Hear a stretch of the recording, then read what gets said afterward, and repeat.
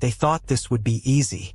A sanctioned tanker, a quiet route, and another delivery slipping through the cracks. But instead of press statements and paperwork, it ran into something else entirely. In the Caribbean, a single U.S. destroyer didn't fire a shot. It didn't block a port. It didn't board the ship. It just showed up in exactly the wrong place. Every time the Russian tanker Seahorse pushed south toward Venezuela, the destroyer adjusted its course. Not close enough to collide. Not aggressive enough to be illegal. Just close enough to force a decision. 3 times the tanker turned away. 3 times the maps told the same story. This wasn't a blockade. This wasn't a chase. This was pressure applied with math, radar, and patience. A message written in AIS tracks instead of missiles. And it raises a bigger question.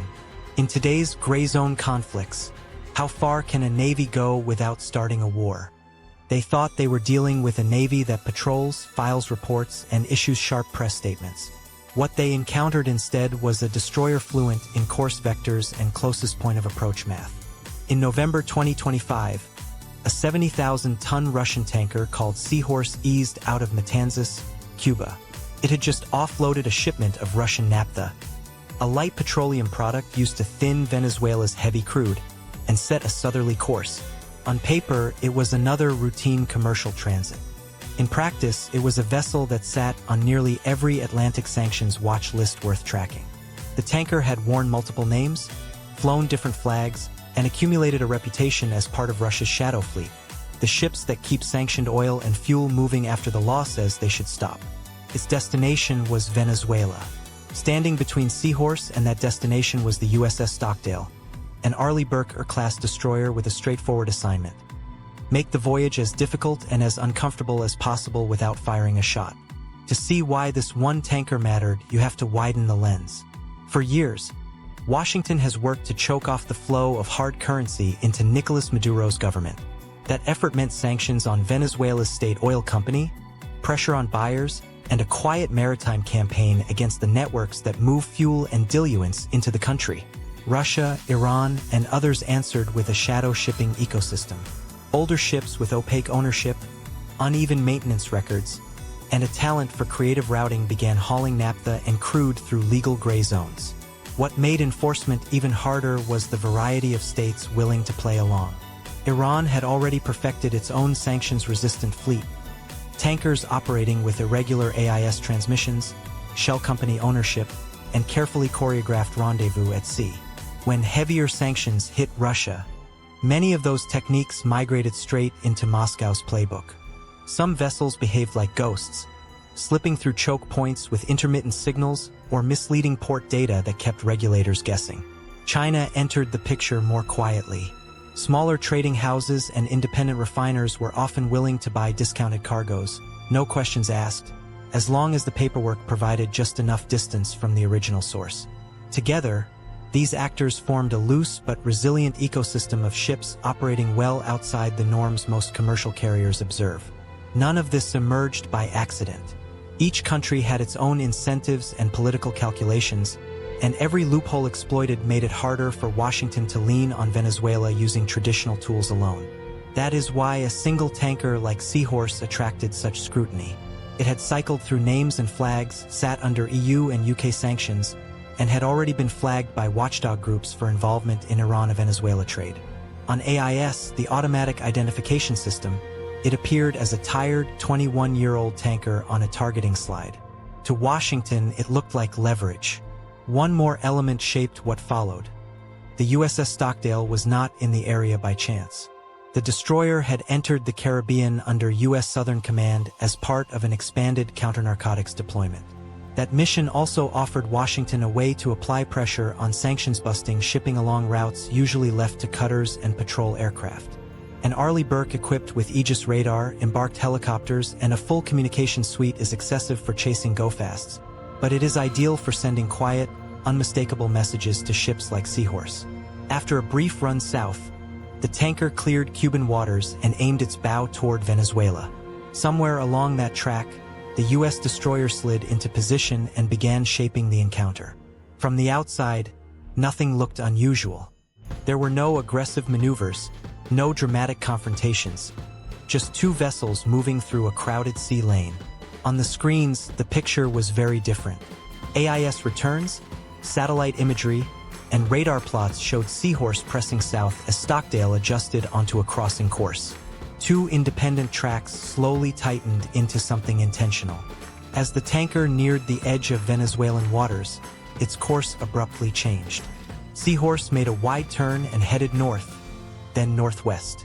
It did not slow to anchor, and it did not continue toward the oil terminal. The only variable that had changed was the destroyer's position, now sitting squarely in the tanker's projected path. This is how the tactic works at sea. A ship like Stockdale does not need to crowd another vessel to make its point. Holding a steady position ahead, clearly visible on sensors and to the naked eye, does the job. If the bridges communicate, the exchange remains professional. Call signs verified, identities confirmed, and a measured signal that this voyage has drawn U.S. attention. For the Russian captain, and for whoever ultimately controls the ship's commercial decisions, that signal carries weight. A sanctioned tanker is already toxic in the insurance world. Add a U.S. destroyer taking a personal interest, and the risk calculus changes fast. So Seahorse turned away. Days later, it tried again. AIS data showed the tanker edging south once more, passing north of Aruba and angling toward Venezuela. Stockdale was still on station. Again, the destroyer shifted into the space ahead. Again, the tanker eased off its approach and turned away. Before the week was out, Seahorse made a third attempt to reach Venezuela. For the third time, AIS logs told the same story. An approach, a turn, and a retreat. By then, analysts watching the tracks were already reaching for phrases like cat and mouse and shadow blockade. On the screens, it looked as though a single American destroyer had effectively kept a sanctioned Russian tanker out of Venezuelan ports without ever touching it. Each aborted run expanded the intelligence picture. Analysts could lay Seahorse's track over those of other sanctioned tankers, line up dates and positions with port calls, and see which companies and flags kept reappearing. The next time a similar vessel showed up off West Africa, in the Eastern Mediterranean, or near another sanctions hotspot, they already had a playbook. For U.S. partners, those details mattered. Governments in the Caribbean and Latin America followed the movements closely. European regulators were watching too. Seeing a U.S. destroyer apply pressure through presence, maneuver, and documentation, rather than force, offered a model they could point to later. It also sent a clear message. Washington was willing to put serious hardware in front of sanctions problems instead of leaving them solely to accountants and compliance officers. This is where international law draws the boundary. A blockade is an act of war. It requires formal declarations, defined rules, and usually a coalition prepared to enforce it across multiple vessels. None of that was in play here. Stockdale remained in international waters, and there is no public indication of warning shots, boardings, or forced interdiction. U.S. Southern Command has not released its exact rules of engagement, but specialists agree this fell well short of anything resembling a legal blockade. So what do you call it? You call it pressure applied through positioning rather than force.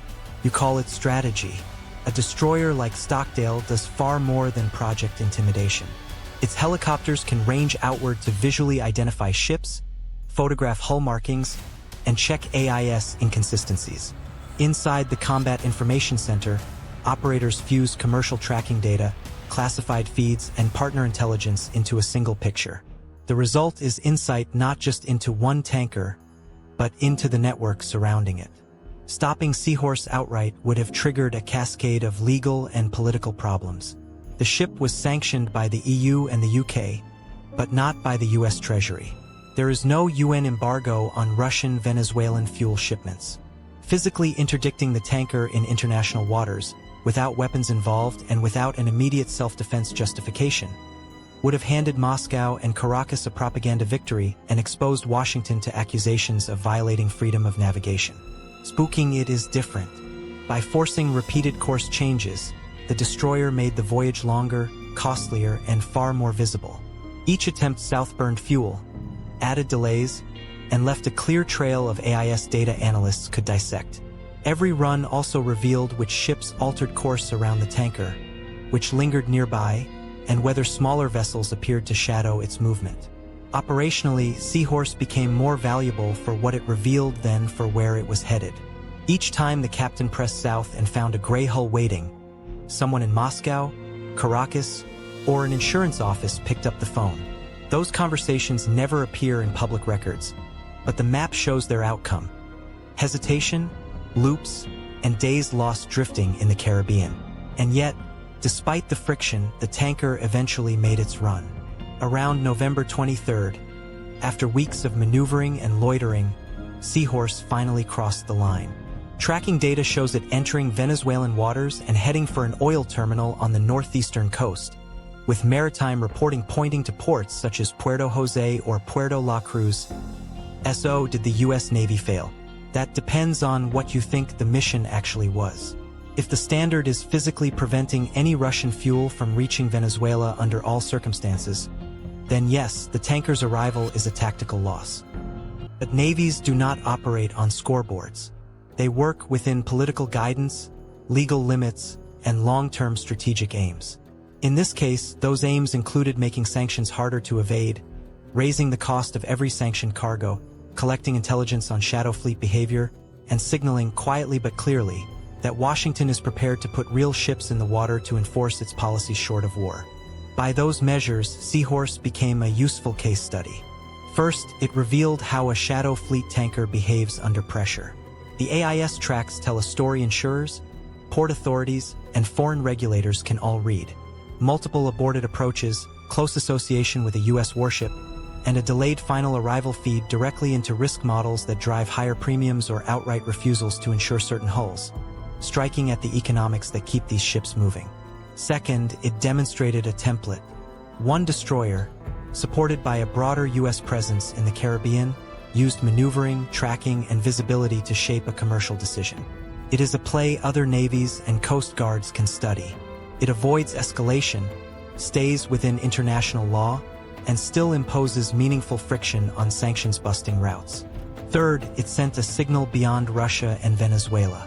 China, Iran, and other observers took note that even a single Arleigh Burke-class destroyer can complicate a voyage for weeks without launching a missile.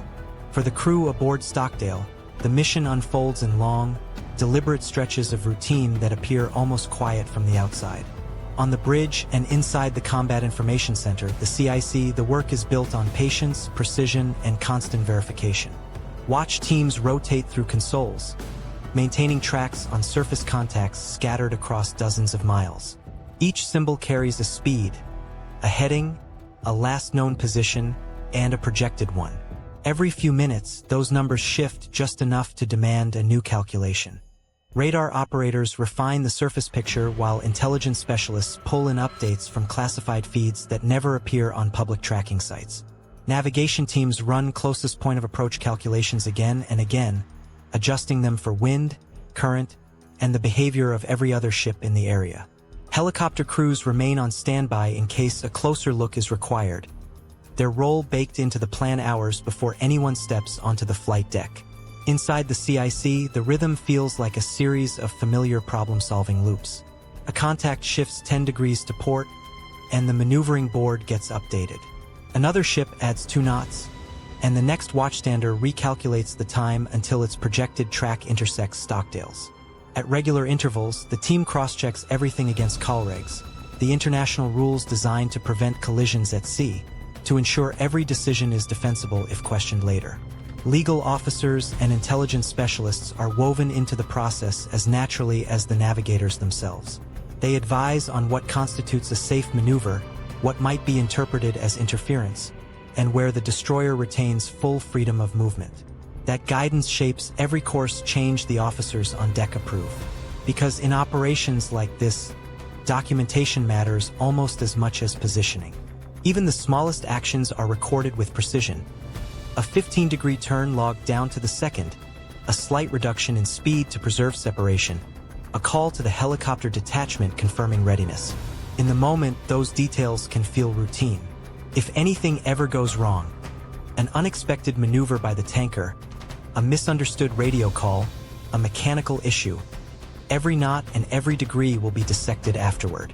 The crew understands that, And it shows in the care they take. Bridge to bridge calls stay professional, even when the message underneath is unmistakable.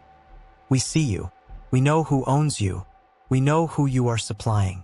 And we will still be here tomorrow. Meanwhile, Seahorse is no ghost ship.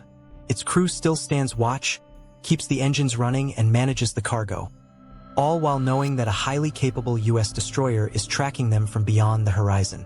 For the U.S. Navy, though, this episode is less an anomaly than a preview. Great power competition now lives in the gray zones.